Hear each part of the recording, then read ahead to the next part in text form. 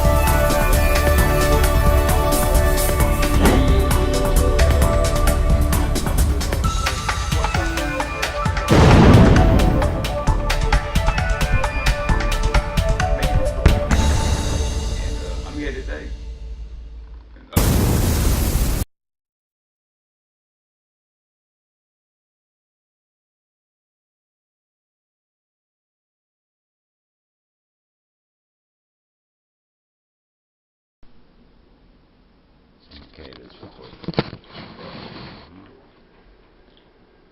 All right, you can say your name. James Van. And I know there's no title to the quote because I'm not using titles anymore. Right. But if you may, just read the quote out loud. Sure. And many times difference is minimal compared to familiarity, and having yet gone under, over, or through. It's not new. Okay, so I like to make 4 relations: spiritual, emotional, Right. mental, and physical. Okay. Can you make a spiritual relation to that?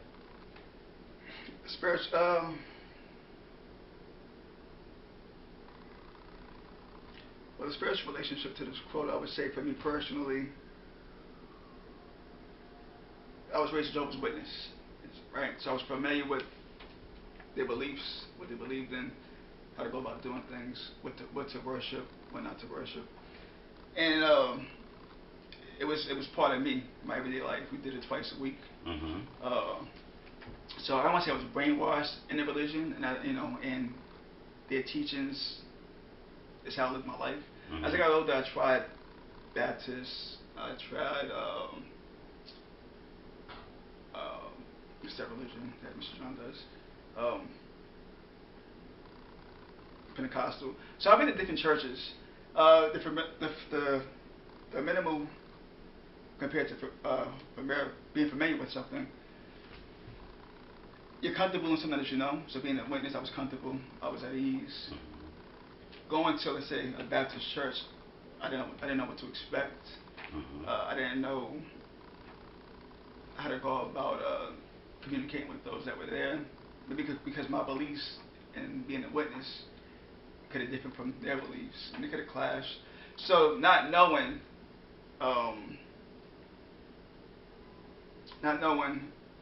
wasn't the scary part, but it was like, how's this gonna end at the end of the day? But it wasn't new, because a lot of the beliefs I was raised in was very similar to the Baptists. So I would say, not being familiar, thinking that you may not know what you're getting into. A lot of times you've been through it already, just in a different environment. All right. You know. I do like that. But do you see a specific difference between you bringing up Jehovah's Witness and Pentecostal? Do you see a specific difference between those two and spirituality? I see a difference between those two, meaning, like those two, how do they differ? Not how they differ, but the question was to get a spiritual response. And in my way of thinking, you gave two responses in relation to religion. You didn't speak of spirit. Well, I never got I may have got emotional as far as, let's say, a topic with lost loved ones. So I had an emotional reaction losing my mother, other siblings. But that relates to the going up, the ups and the downs, okay. Right, but as far as a spiritual feeling, as far as like maybe Holy Ghost or that kind of thing you're asking? Or how do you relate to spirit? Just really by prayer. Prayer, speaking to God, knowing that spiritually He's with me, even though I can't see Him physically. But that's how I relate to spiritually relationship with the church, or religion. If we took church out of it, because I would like a purely spiritual response. If we took church out of it, and you looked at your ups and downs and not going under and being able to come back, can you give a descriptive of what that spiritual looked or felt like? This is without the church and in direct relation to God. So without the church, but in relationship to God. Yeah, your relationship to God. Are we both agreeing that that is an understanding of your spirituality? That when you think of spirituality, you think of God? All right, so can you give an example that doesn't necessarily involve the church? I had an instance, maybe that I've been through. Sure, whatever your example is. Speaking of the Kingdom Hall, about 15 years ago, I was coming home from a friend's house. I got jumped by some teenagers, maybe about 30 guys. Now, 30 guys didn't get to me. I had about maybe 8 or 9 who got around me. I was jumped, knocked out, unconscious. And from what I was told by someone, a car turned a corner. They thought it might have been the cops, so they scattered. Now, in my mind, I thought I was dead. 20 guys. I fell unconscious right in front of the Kingdom Hall of Jehovah's Witnesses. So, God said, it's not your time. It's not your time. Okay. Yeah. And that right there gave me nothing but faith in God, a relationship with God spiritually. Excellent. So, Beautiful. Beautiful. Can you read the quote out loud again, please? Sure. And many times difference is minimal compared to, I can't say this right, familiarity. See, it's the tongue twist, the stroke. It bothers my speech sometimes. Is that because of the stroke? Not because of stroke. It was because of the stroke. Yeah, as far as speech things, familiarity and having yet not going under, over or through. It's not new. So we've done spirituality. Right. I think we did mention emotionalism, but can you clarify emotionalism again, either with the same example or another one? Well, in relation to not going under.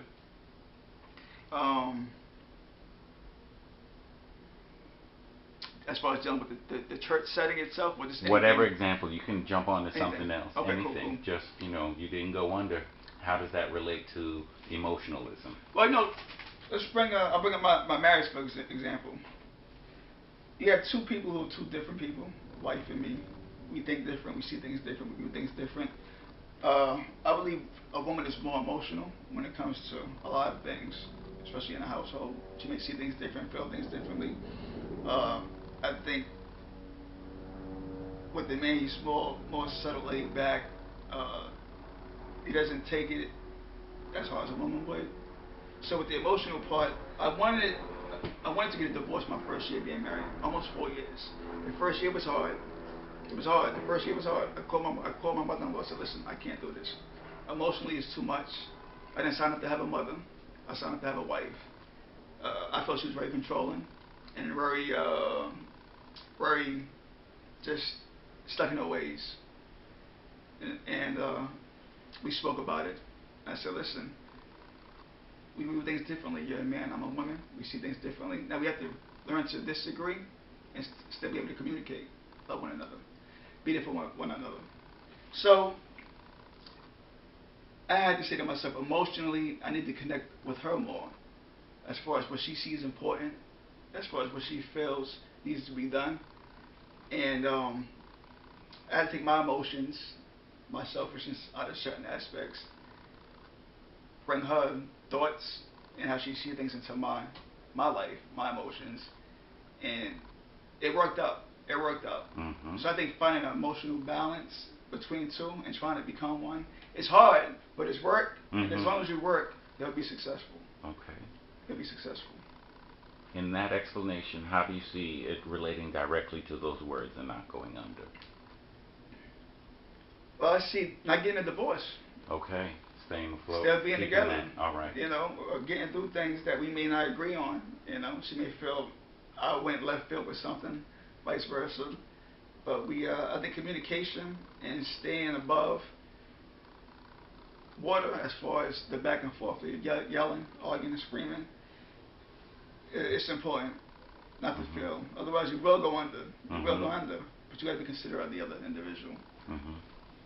So we've done emotionally, spirit, we've done emotion. Right. Now we've got mental and physical relations to the same quote. So not going under. Which one do you want to do first, mental or physical? Either or. Let's do the mental first. All right. I've had times in my life where I feel that I contributed a lot to other people's lives, whether it's financially, emotionally, just to hear, listen to. Mm-hmm. And there's times where I say, well, when will I receive the favor in return? Mm-hmm. I always feel it's a two-way street. When you're constantly giving, it does something mentally to your brain. It mm-hmm. does. It takes a toll on you. It causes you to become angry for sometimes really no reason, just thinking about everything that you've done for others. Mm-hmm. And it takes a toll on you mentally. So I said to myself, when will I receive the favor in return? But I've been blessed with a beautiful family. I've been blessed with just stay working, staying positive. And as far as that situation, not going under with, just things, everyday life, I just think about the next person could have it a lot worse. Mm-hmm. So it's like you're playing a little mind game with yourself. It could be a lot worse. Let me be happy with what I have. Right. I don't feel like dealing with this or that. Okay. Right. So I try to look at things on a positive aspect to stay afloat mentally. Mm-hmm. So I don't sink or go in the deep end or think about committing suicide. I think about all the things that I've received in life, things that I've been through and overcome. Mm-hmm. I was born premature. Mm-hmm. I was supposed to die then. I got jumped, like I said, about 12, 15 years ago. I made it through that. I had a stroke, made it through that. So I'm just grateful for all the things that I've overcome in life. You know. And physically, how do you make that with relation? the quote?